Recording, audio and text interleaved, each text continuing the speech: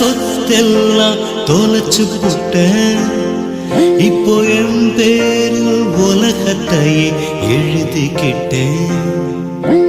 துறவிக்கு வீடு மன ஏதுமில்லை, ஒரு குருவிக்கு தாசில்தார் தேவையில்லை.